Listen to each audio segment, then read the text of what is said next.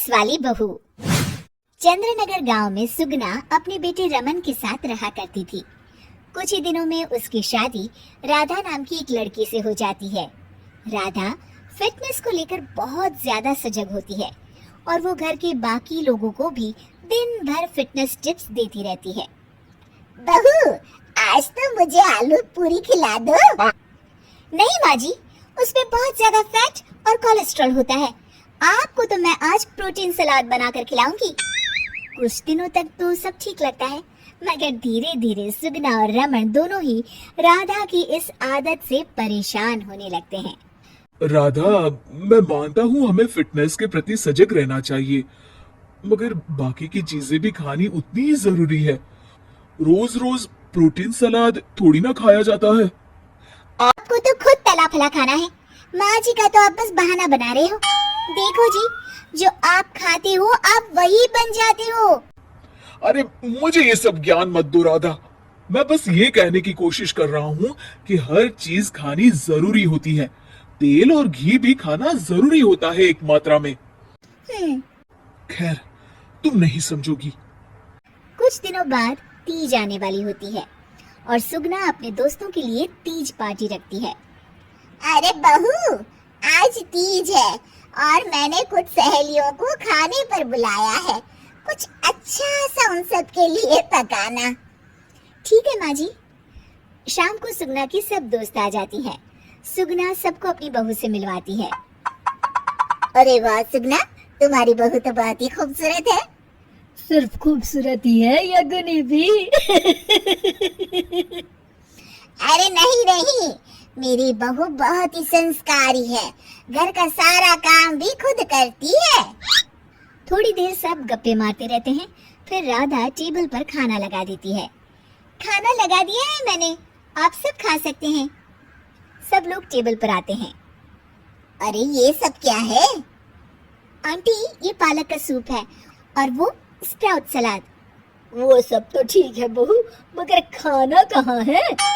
Aunty, यही खाना है, इससे हेल्थ भी बनी रहेगी और आप सबकी उम्र में तो यही खाना ठीक रहता है।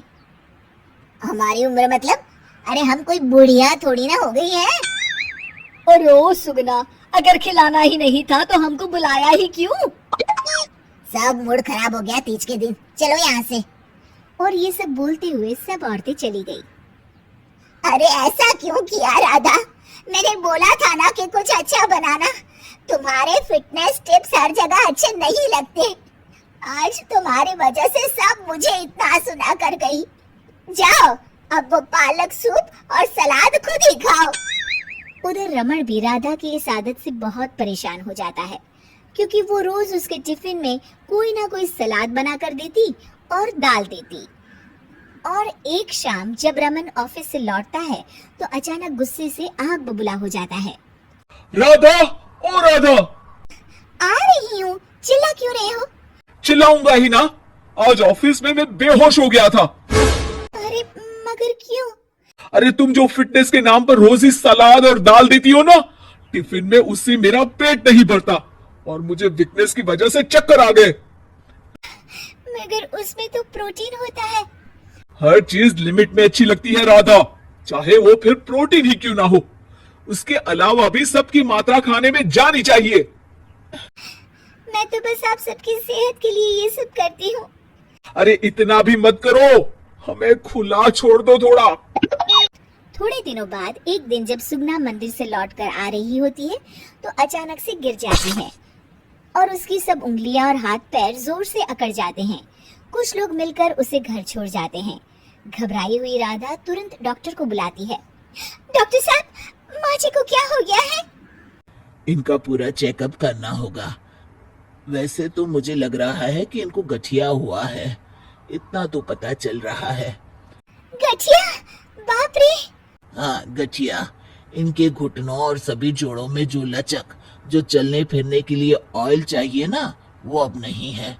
अरे कैसी बातें कर रही हैं आप? मैं तो इनकी सेहत का बहुत ख्याल रखती हूँ। रोज प्रोटीन सलाद खिलाती हूँ और सूप भी। मतलब ये बिल्कुल भी ऑयल या घी नहीं खाती? नहीं नहीं। अरे कैसी बातें कर रही हैं आप? खाने में एक मात्रा में घी या ऑयल का होना बहुत ही आवश्यक होता है। अगर वो पेट में नहीं जाएगा तो जोड़ों में जो ग्रीस होता है वो खत्म हो जाता है। ओह, ऐसा क्या डॉक्टर? माँ जी ठीक तो हो जाएंगी ना? हाँ हाँ, हो जाएगी। थोड़ी देर बाद रमन भी ऑफिस से आ जाता है। क्या हुआ माँ? कुछ नहीं बेटा, बस ऐसे ही गिर गई थी।